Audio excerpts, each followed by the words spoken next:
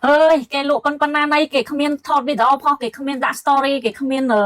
bỏ ho ấy nhảy nhảy hồ là ngay bây giờ thế cái lụa khang cái con na này á phải dương lụa cặp mốc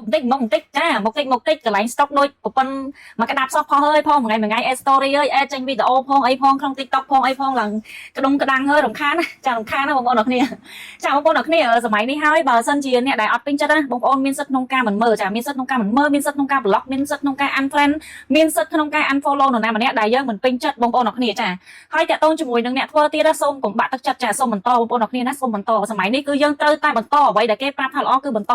ពីព្រោះអីអាជីវកម្មរបស់យើងនៅពេលដែលយើងលក់ដាច់ពេលដែលយើងស្ងាត់ពេលដែលយើងរស់ស៊ីមិនរីចម្រើនតាអ្នកណាគេមកចិញ្ចឹមយើងបងប្អូនអរគ្នាចាយើងអាចទៅផ្គប់ចិត្តណាគេបានទេណាបងប្អូនអរគ្នាអញ្ចឹងសូមបន្តសកម្មភាពដែលយើងធ្វើហើយយើងលក់បានគឺត្រូវតែបន្តយើងកុំខ្វល់បងប្អូនអរគ្នាចាគេធំហើយគេអាចស្ងាត់បានចាក្លៀងគេធំហើយគេអាចស្ងាត់បានគេមានម៉ូច្រើនណាគេមានឡានដឹក4 5គេមានលំអពី3គេមានកូនចៅគេ10 20នាក់ចាគេអាចមិនផុសគេអាចមិនថតវីដេអូគេអាចមិនលេង Facebook មួយខែក៏គេនៅតែលក់បានដែរបងប្អូនអរគ្នាចំណែកយើងនៅទូចនៅឡើយចាយើងនៅ